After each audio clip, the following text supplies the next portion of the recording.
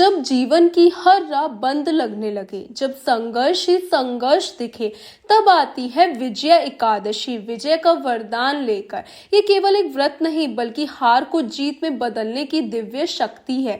मान्यता है कि इस पावन एकादशी के प्रभाव से असंभव कार्य भी संभव हो जाते हैं। तो आइए जानें कैसे विजय एकादशी दिलाती है हर बाधा पर विजय। तो आज के विजय एकादशी की आप सभी को हार्दिक शुभकामनाएं। तो चलिए आइए जानते हैं आज कैसे विजय एकादशी दिलाती है हर बाधा पर विजय। आरंभ करते हैं विजय एकादशी की व्रत कथा। कृष्णा, क्या आप जानते हैं एकादशी कैसा व्रत है जिसके विषय में हमारे सभी शास्त्र पुराण एक मत से ही एक बात करते हैं, और बात यह है कि सारे व्रत त्योहार और पर्व एक और एकादशी तिथि एक और। इसका सीधा अर्थ है कि एकादशी का व्रत सभी व्रतों में सर्वोपरि और सर्वश्रेष्ठ है, क्योंकि यह दिन भगवान श्री हरि को अत्यंत प्रिय है। एकादशी भगवान श्री हरि के दिव्य शरीर से प्रकट हुई मानी जाती है, इसलिए इस दिन किया गया कोई भी आध्यात्मिक पुण्य कर्म भगवान विष्णु की सेवा, पूजा या उनके पवित्र नाम का जप मनुष्य को ऐसी सर्वोच्च गति प्रदान करता है जिसकी उसने कभी कल्पना भी नहीं की होगी। इस वीडियो में जानते हैं कि विजय एकादशी का शास्त्रोक्त पालन कैसे करें, कौन से सरल उपाय किए जा सकते हैं, किस दिन व्रत रखना है, किस समय पारण करना, और हमारे शास्त्रों में इसकी विधि क्या बताई गई है, पर आज विस्तार से चर्चा करेंगे। अतः अंत तक वीडियो को अवश्य देखें। और आरंभ करते हैं आज का यह विषय, विजय एकादशी व्रत विधि। फाल्गुन मास के कृष्ण पक्ष में आने वाली विजय एकादशी 13 फरवरी यानी कि आज मनाई जा रही है। इस व्रत का पारण अगले दिन 14 फरवरी शनिवार को किया जाएगा। पारण का समय प्रातः 7:09 से लेकर 10:50 तक रहेगा। एक समय ब्रह्मा जी नारद मुनि को विजय एकादशी का महात्म्य सुना रहे थे। यह एकादशी समस्त पापों का नाश करने वाली अत्यंत पवित्र है। स्वयं भगवान श्री रामचंद्र जी ने भी इस व्रत का पालन किया था और इसी के फल स्वरूप उन्होंने रावण पर विजय प्राप्त की। तभी से इस एकादशी का नाम विजय एकादशी पड़ा। जो मनुष्य इस व्रत का पालन करता है उससे इतना आध्यात्मिक पुण्य प्राप्त होता है कि वह अपने पूर्व और आगामी 10 पीढ़ियों का उद्धार कर सकता है, ऐसा शास्त्रों का मत है। अब आइए सबसे पहले जानते हैं शास्त्रों में बताई गई विधि। वशिष्ठ ऋषि ने भगवान श्री राम को यह विधि बताई थी। जो भी इस व्रत का पालन करना चाहता है वे दसवीं के दिन सोने, चांदी, तांबे या मिट्टी के कलश की स्थापना करे, उसे जल से भरकर उसमें पंच पल्लव डाले, उसके ऊपर भगवान नारायण की सुवर्णमयी प्रतिमा स्थापित करे। एकादशी के दिन प्रातः स्नान कर पुनर्कलश की विधि पूर्वक पूजा करे। माला, चंदन, सुपारी, नारियल आदि से विशेष पूजा करे। कलश पर सप्त जौ रखे, गंध, धूप, दीप, नैवेद्य अर्पित करे। कलश के समक्ष बैठकर विजय एकादशी की पौराणिक कथा का श्रवण करे। रात्रि में जागरण करे और अखंड दीप जलाए। द्वादशी के दिन सूर्योदय के बाद कलश को किसी जलाशय के पास ले जाकर पुनर्पूजा करे और प्रतिमा सहित उस कलश का वेदक ब्राह्मण को दान करे। अब जानते हैं सरल विधि। दशमी के दिन संध्या समय भारी भोजन न करे। मन और इंद्रियों को संयमित रखते हुए भगवान विष्णु का स्मरण कर विश्राम करे। एकादशी के दिन ब्रह्म मुहूर्त में उठे, गंगा जल से स्नान करें। गंगा जल के जल ये स्नान के जल में गंगा जल मिलाए। यदि उपलब्ध ना हो तो ये मंत्र बोले, गंगे च यमुने चैव गोदावरी सरस्वती नर्मदे सिंधु कावेरी जलास्मे संधि कुरु। स्नान के बाद शुद्ध वस्त्र धारण करें। भगवान श्री कृष्ण की मंगल आरती करें, दर्शन करें। भगवान के समक्ष गंगा जल लेकर व्रत का संकल्प ले। संकल्प के बाद वे जल तुलसी में अर्पित करें। तुलसी देवी की पूजा करें। कम से कम 3 प्रदक्षिणा करें। फिर हरे कृष्ण हरे कृष्ण हरे कृष्ण मंत्र का जाप करें। हरे कृष्ण कृष्ण कृष्ण हरे हरे, हरे राम राम राम हरे हरे।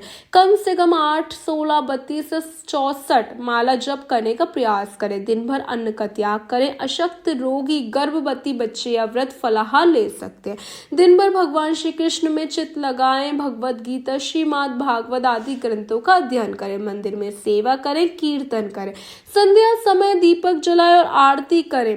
परिवार सहित कीर्तन करें। संभव हो तो जागरण करें। द्वादशी को ब्रह्म मुहूर्त में उठे, स्नान करें। निर्धारित समय में पारण करें। सामर्थ्य अनुसार दान दे। पारण की विस्तृत जानकारी जानने के लिए चैनल को सब्सक्राइब कर लें। राधे राधे दोस्तों, क्या आपने कभी एक ऐसे व्रत के बारे में सुना है जिसमें भगवान स्वयं अपनी ही पूजा करते हो? जी हाँ, एक बार हुआ था जब भगवान श्री हरि स्वयं श्री रामचंद्र जी के रूप में अवतार लेकर इस पृथ्वी पर आए थे। उस समय रावण से युद्ध करने से पहले भगवान श्री रामचंद्र जी ने विजय एकादशी व्रत का पालन किया था। हम सभी जानते हैं कि भगवान अपनी लीलाओं के माध्यम से मनुष्य समाज को ये संदेश देते हैं कि आदर्श रूप से अपने जीवन का उपयोग धर्म, शास्त्र और नीति के मार्ग पर कैसे करना चाहिए।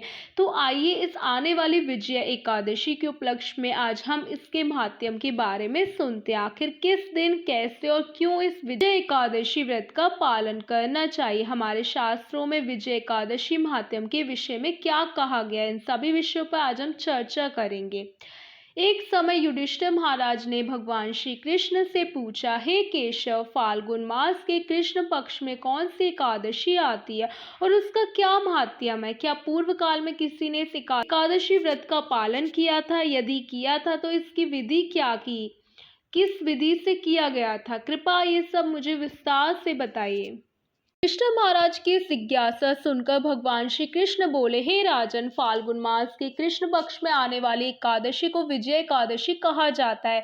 इस एकादशी का महात्म्य स्कंद पुराण में वर्णित है। एक समय नारद मुनि ने भी ब्रह्मा जी से इस एकादशी के विषय में प्रश्न किया था। तब ब्रह्मा जी ने उनसे कहा था कि फाल्गुन मास के कृष्ण पक्ष की विजय एकादशी सभी प्रकार के पापों को नाश करने वाली है। ये प्राचीन व्रत अत्यंत पवित्र माना गया है। ये समस्त पाप कर्मों का नाश करता है और वास्तव में इसके महान फल हैं। इस व्रत को करने वाला मनुष्य अपनी आगे पीछे की 10-10 पीढ़ियों का उद्धार कर देता है। ये एकादशी इतनी प्रभावशाली है कि यदि कोई व्यक्ति जाने अनजाने में भी इसका पालन कर ले, सुकृति के रूप में अनंत गुना अधिक आध्यात्मिक फल प्राप्त होता है। जैसा कि इस एकादशी का नाम ही सूचित करता है, ये जन्म मृत्यु पर विजय दिलाने वाली ये व्रत मनुष्य को मृत्यु पर भी विजय प्राप्त कराने में समर्थ माना गया है। ये एक ऐसी एकादशी तिथि है जिसके पालन से गौहत्या, ब्रह्महत्या जैसे महापाप भी क्षण भर में नष्ट हो जाते। एकादशी तिथि भगवान श्री कृष्ण को अत्यंत प्रिय है। इस जाने अनजाने में किया गया थोड़ा सा भी पुण्य कर्म, भगवान श्री हरि के नाम का जप, उपवास, ये रात्रि जागरण, इन सब के फल स्वरूप भगवान अपने भक्त को अत्यंत आध्यात्मिक गति प्रदान करते हैं।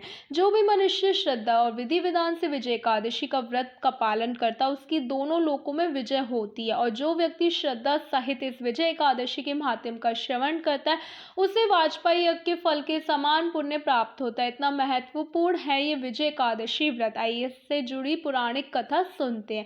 ये विधान मैंने आज तक किसी से नहीं कहा, लेकिन मैं तुम्हें बता रहा हूँ। विजया नाम की एकादशी व्रत करने वाले सभी मनुष्य को विजय प्राप्त करती है। एक समय प्रभु श्री रामचंद्र जी 14 वर्ष का वनवास मिला था। तब वे अपने भ्राता लक्ष्मण और अपनी पत्नी देवी सीता के साथ गोदावरी तट पर पंचवटी में निवास कर रहे थे।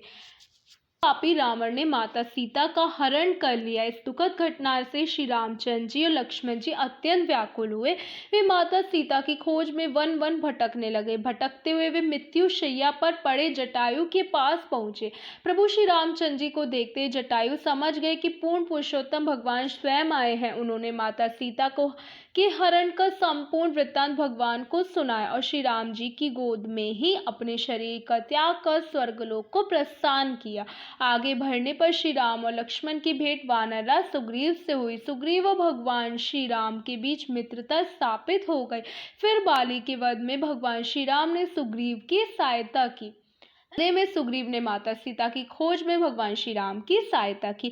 भक्त शिरोमणि हनुमान जी लंका जाकर माता सीता की खोज निकाल के लाए। वे माता को श्री राम और महाराज सुग्रीव की मित्रता का समाचार सुनाते हैं और फिर वहां से लौटकर प्रभु श्री राम के पास आ जाते हैं। प्रभु श्री राम के पास आकर हनुमान जी ने अशोक वाटिका में घटित सभी घटनाएं विस्तार से सुना दी। सब कुछ जानने के बाद श्री राम जी ने सुग्रीव से सहमति से वानर और भालुओं की सेना तैयार की और लंका की ओर प्रस्थान कर दिया। चलते चलते वे दक्षिण समुद्र के तट पर पहुंच गए। तब श्री राम जी ने देखा कि विशाल समुद्र मगरमच्छों और भयानक जीवों से भरा हुआ है। तब उन्होंने लक्ष्मण से कहा, हे लक्ष्मण, इतने जीवों से भरे इस विशाल समुद्र को हम कैसे पार करेंगे? प्रभु श्री राम की बात सुनकर लक्ष्मण जी बोले, हे भ्राता, आप तो स्वयं आदि पुरुष पुरुषोत्तम है, आपसे कोई बात छिपी नहीं है। फिर भी आपकी इच्छा है कि आप मुझसे पूछ रहे हैं, इसलिए मैं कहता हूँ। यहाँ से आधा योजन दूर कुमारी द्वीप में महिषी बक आश्रम है। वे अनेक शस्त्रों के ज्ञाता है, वे ही आपकी विजय का उपाय बता सकते हैं। लक्ष्मण जी के इस प्रकार वचन सुनकर श्री राम जी महिषी बकलब्य के आश्रम पहुंचे। ऋषि को देखकर उन्होंने सबसे पहले उन्हें प्रणाम किया, उनके समीप बैठ गए। अपने आश्रम में स्वयं प्रभु श्री राम को आया देखकर महिषी अत्यंत प्रसन्न हुए। उन्होंने हाथ जोड़कर कहा, हे श्री राम, आपने किस प्रयोजन से मेरी कुटिया को पवित्र किया? कृपा अपना उद्देश्य बताइए। ऋषि के मधुर वचनों को सुनकर श्री राम बोले, हे ऋषिवर, मैं अपनी सेना के साथ यहाँ आया हूँ और रावण को जीतने की इच्छा से लंका जाना चाहता हूँ। कृपा मुझे इस समुद्र को पार करने का कोई उपाय बताएं। आपके पास आने का मेरा यही प्रयोजन है। बोले, हे राम, मैं आपको एक अत्यंत उत्तम व्रत के विषय में बताऊंगा, जिसके पालन से आपको अवश्य ही विजय प्राप्ति होगी। ऋषि के ऐसे वचन सुनकर प्रभु श्री राम ने जिज्ञासा पूर्वक पूछा, हे मुनिश्रेष्ठ, वे कौन सा व्रत है जिसके पालन से समस्त क्षेत्रों में विजय प्राप्त होती है? तब महिषी राम, फाल्गुन मास के कृष्ण पक्ष की विजय एकादशी का उपवास करने से आप अवश्य समुद्र को पार कर लेंगे और युद्ध में भी आपकी ही विजय होगी। हे मर्यादा पुरुषोत्तम, इस व्रत के लिए दशमी के दिन स्वर्ण, रजत, तांबे या मिट्टी का एक कलश बनाना चाहिए। उस कलश को जल से भरकर उस पर 5 पल्लव रखकर वेदी पर स्थापित करें। उस कलश के नीचे सप्त धान रखें और ऊपर जौ रखें। उसके ऊपर भगवान विष्णु की स्वर्ण प्रतिमा स्थापित करें। एकादशी के दिन स्नान आदि से निवृत्त होकर धूप, दीप, नैवेद्य, नारियल आदि से भगवान श्री हरि की पूजा करें। पूरा दिन भक्ति पूर्वक कलश के सामने व्यतीत कर रात्रि में भी उसी प्रकार भगवान का नाम जपते हुए जागरण करें। द्वादशी के दिन नदी या तालाब में स्नान करके वह कलश ब्राह्मण को दान करते हैं। इस प्रकार इस कथा से कि जो भी मनुष्य अपने जीवन में किसी भी क्षेत्र में विजय प्राप्त करना चाहता है, उसे पूर्ण श्रद्धा निष्ठा के साथ विजय एकादशी व्रत का पालन करना चाहिए। ऐसा करने से वे लोक परलोक दोनों में विजय प्राप्त करता है। तो ये थी विजय एकादशी के उपलक्ष्य में विजय एकादशी महात्म्य व्रत कथा। आशा है ये कथा आपको अच्छी लगी होगी। यदि ऐसा है तो इसे लाइक कीजिए, अधिक लोगों के साथ शेयर कीजिए, ताकि उन्हें भी विजय एकादशी के महात्म्य का श्रवण करने का पुण्य फल प्राप्त हो सके। बोलो श्री विष्णु भगवान की जय। ओम।